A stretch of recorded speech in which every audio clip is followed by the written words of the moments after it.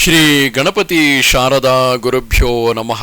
ಯತ್ರ ಯೋಗೇಶ್ವರ ಕೃಷ್ಣೋ ಯತ್ರ ಪಾರ್ಥೋ ಧನುರ್ಧರಃ ತತ್ರ ಶ್ರೀ ವಿಜಯ ಭೂತಿರ್ಧ್ರುವ ನೀತಿರ್ಮತಿರ್ಮಮ. ಶ್ರೋತೃಗಳಿಗೆ ಶ್ರೀ ಅಳಸಿಂಗರಾಚಾರ್ಯ ವಿರಚಿತ ಶ್ರೀ ವ್ಯಾಸ ಮಹರ್ಷಿ ಪ್ರಣೀತ ಶ್ರೀಮನ್ ಮಹಾಭಾರತದ ಅಶ್ವಮೇಧಿಕ ಪರ್ವದಲ್ಲಿ ಬ್ರಹ್ಮನು ಮಹರ್ಷಿಗಳಿಗೆ ಸನ್ಯಾಸ, ಜ್ಞಾನ, ತಪಸ್ಸು ಇವು ಮೂರು ಮೋಕ್ಷ ಸಾಧನಗಳು ಎಂಬುದನ್ನು ತಿಳಿಸಿದುದು ಎಂಬ 47ನೆಯ ಅಧ್ಯಾಯಕ್ಕೆ ಸ್ವಾಗತ. ಬ್ರಹ್ಮನು ಹೇಳುತ್ತಿರುವನು, ಓ ಮಹರ್ಷಿಗಳೇ, ತತ್ವಜ್ಞರಾದ ಹಿರಿಯರು ಸನ್ಯಾಸವನ್ನೇ ತಪಸ್ಸೆಂದು ಹೇಳುವರು. ವೇದಜ್ಞರಾದ ಬ್ರಾಹ್ಮಣರು ವೇದವನ್ನೇ ಪರಬ್ರಹ್ಮವೆಂದು ತಿಳಿಯುವರು. ಶುದ್ಧಾತ್ಮರು, ರಜೋಗುಣವನ್ನು ಮೆಟ್ಟಿದವರು, ಪಾಪರಹಿತರು ಆದ ವಿದ್ವಾಂಸರು ದುರ್ಜ್ಞೇಯ ಸ್ವರೂಪವುಳ್ಳದ್ದು, ಅಚಿಂತ್ಯವು, ನಿತ್ಯವು, ವೇದವೇದ್ಯವು, ನಿರ್ದ್ವಂದ್ವವು, ನಿರ್ಗುಣವೂ ಆದ ಸರ್ವೋತ್ತಮವಾದ ಆ ಪರಬ್ರಹ್ಮವನ್ನು ಜ್ಞಾನದಿಂದಲೂ ತಪಸ್ಸಿನಿಂದಲೂ ಕಾಣುವರು. ಸನ್ಯಾಸದಲ್ಲಿ ನೆಲೆಗೊಂಡವರು ಬ್ರಹ್ಮಜ್ಞಾನಿಗಳು ತಪಸ್ಸಿನಿಂದಲೇ ಮೋಕ್ಷ ಸಾಧಕವಾದ ಮಾರ್ಗವನ್ನು ಹಿಡಿದು ಪರಮೇಶ್ವರನನ್ನು ಹೊಂದುವರು. ತಪಸ್ಸೇ ಬ್ರಹ್ಮಸ್ವರೂಪವನ್ನು ತೋರಿಸತಕ್ಕ ದೀಪವೆಂದು, ಸದಾಚಾರವು ಧರ್ಮಕ್ಕೆ ಸಾಧಕವೆಂದು ಹೇಳುವರು. ಜ್ಞಾನವನ್ನು ಉತ್ತಮ ಸಾಧನವನ್ನಾಗಿಯೂ ಸನ್ಯಾಸವನ್ನು ಉತ್ತಮ ತಪಸ್ಸನ್ನಾಗಿಯೂ ತಿಳಿದುಕೊಳ್ಳಬೇಕು. ತತ್ವಗಳನ್ನೆಲ್ಲ ನಿಶ್ಚಯ ಜ್ಞಾನದಿಂದ ತಿಳಿದು ನಿರಾಬಾಧವಾದ ಜ್ಞಾನ ಸ್ವರೂಪಿಯು ಎಲ್ಲ ಪ್ರಾಣಿಗಳ ಅಂತರಾತ್ಮನೂ ಆದ ಆ ಪರಮಾತ್ಮ ಸ್ವರೂಪವನ್ನು ತನ್ನಲ್ಲಿಯೇ ಕಾಣಬಲ್ಲವನು ಸರ್ವಜ್ಞನೆಂದೇ ಎಣಿಸಲ್ಪಡುವನು. ಯಾವನು ಸಂಯೋಗ ವಿಯೋಗಗಳನ್ನು, ಏಕತ್ವ ನಾನಾತ್ವಗಳನ್ನು ತತ್ವಜ್ಞಾನದಿಂದ ಸಮವಾಗಿ ಭಾವಿಸುವನೋ ಅವನು ದುಃಖದಿಂದ ಮುಕ್ತನಾಗುವನು.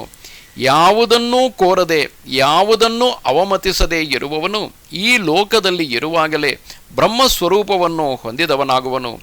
ಪ್ರಕೃತಿ ಗುಣಗಳ ತತ್ವವನ್ನು, ಎಲ್ಲ ಭೂತಗಳ ಸೃಷ್ಟಿ ಕ್ರಮವನ್ನು ತಿಳಿದು ಅಹಂಕಾರ ಮಮಕಾರಗಳನ್ನು ತೊರೆದವನು ಈ ಲೋಕದಲ್ಲಿಯೇ ಮುಕ್ತನು ಎಂಬುದರಲ್ಲಿ ಸಂದೇಹವಿಲ್ಲ. ದ್ವಂದ್ವಗಳನ್ನೆಲ್ಲ ತೊರೆದು ನಮಸ್ಕಾರ ಸ್ವಧಾಕಾರಗಳನ್ನು ಬಿಟ್ಟವನು ನಿರ್ಗುಣವೂ ನಿತ್ಯವೂ ನಿರ್ದ್ವಂದ್ವವೂ ಆದ ಆ ಬ್ರಹ್ಮವನ್ನು ತನ್ನ ಶಾಂತಿ ಗುಣದಿಂದಲೇ ಹೊಂದುವನು. ಪಾಪ ಪುಣ್ಯ ಕರ್ಮಗಳನ್ನೆಲ್ಲ ಬಿಟ್ಟು ಸತ್ಯ ಅನೃತಗಳೆರಡನ್ನೂ ತೊರೆದವನು ಮೋಕ್ಷಕ್ಕೆ ಭಾಗಿಯಾಗುವನು.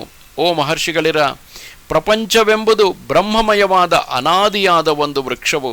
ಮಾಯೆಯೇ ಅಂದರೆ ಪ್ರಕೃತಿಯೇ ಇದರ ಬೀಜವು, ಬುದ್ಧಿಯೇ ಇದರ ಅಡಿಮರವು. ಮಹದಹಂಕಾರ ತತ್ವಗಳೆರಡು, ತತ್ವ ಅಹಂಕಾರ ತತ್ವಗಳೆರಡು ಚಿಗುರುಗಳು. ಇಂದ್ರಿಯಗಳೇ ಇದರ ಪೊಟರೆಗಳು, ಮಹಾಭೂತಗಳೇ ಇದರ ದೊಡ್ಡ ಶಾಖೆಗಳು, ಭೇದಜ್ಞಾನವೇ ಇದರ ಉಪಶಾಖೆಗಳು, ಶುಭಾಶುಭಗಳೇ ಇದರಲ್ಲಿ ಯಾವಾಗಲೂ ಬಿಡುತ್ತಿರುವ ಫಲಪುಷ್ಪಗಳು. ಸಮಸ್ತ ಪ್ರಾಣಿಗಳಿಗೂ ಇದು ಜೀವನಾಶ್ರಯವೆನಿಸಿರುವುದು. ತತ್ವಜ್ಞಾನವೆಂಬ ಕತ್ತಿಯಿಂದ ಆ ಮರವನ್ನು ಸೀಳಿ ಒಡೆದು ನೋಡತಕ್ಕವನೇ ವಿದ್ವಾಂಸನೆನಿಸುವನು. ಜನ್ಮ ಮೃತ್ಯು ಜರೆಗಳನ್ನು ಉಂಟುಮಾಡುವ ಸಂಘರೂಪವಾದ ಪಾಶಗಳನ್ನು ಹರಿದು ಅಹಂಕಾರ ಮಮಕಾರಗಳನ್ನು ಬಿಟ್ಟವನು ಮುಕ್ತನೆನಿಸುವನು. ಈ ಮೇಲೆ ಹೇಳಿದ ಮರದಲ್ಲಿ ಜೀವೇಶ್ವರರೆಂಬ 2 ಪಕ್ಷಿಗಳು ಅಡಗಿರುವವು. ಇವುಗಳಿಗಿಂತಲೂ ಮೇಲೆನಿಸಿ ಬೇರೆಯಾಗಿ ಯಾವನಿರುವನೋ ಅವನೇ ಚೈತನ್ಯವುಳ್ಳವನೆಂದು ಕರೆಯಲ್ಪಡುವನು. ಚೇತನದಂತೆ ಕಾಣಿಸಿದರೂ ಅಚೇತನದಂತೆ ಇರುವವನು, ಉಪಾಧಿ ಭೇದಗಳಿಂದ ಬಿಡಲ್ಪಟ್ಟವನು, ಬುದ್ಧಿಗಿಂತಲೂ ಮೇಲಾದ ಚೈತನ್ಯವನ್ನು ಉಂಟು ಮಾಡತಕ್ಕವನು, ಅಂತರಾತ್ಮನು, ಕ್ಷೇತ್ರಜ್ಞನು, ಎಲ್ಲ ಬುದ್ಧಿಗಳಿಗೂ ಸಾಕ್ಷಿಯೂ ಆದ ಜೀವನು ತ್ರಿಗುಣಗಳನ್ನು ದಾಟಿದಾಗ ಎಲ್ಲ ಪಾಪಗಳಿಂದ ಬಿಡಲ್ಪಡುತ್ತಾ ಮುಕ್ತನೆನಿಸುವನು. ಇದು ಶ್ರೀಮನ್ ಮಹಾಭಾರತದ ಅಶ್ವಮೇಧಿಕ ಪರ್ವದಲ್ಲಿ 47ನೆಯ ಅಧ್ಯಾಯವು. ನಮಸ್ತೆ ಶಾರದೆ ದೇವಿ ಕಾಶ್ಮೀರ ಪುರವಾಸಿನಿ ತ್ವಾಮಹಂ ಪ್ರಾರ್ಥಯೇ ನಿತ್ಯಂ ವಿದ್ಯಾದಾನಂಚ ದೇಹಿಮೆ. ನಮಸ್ಕಾರ.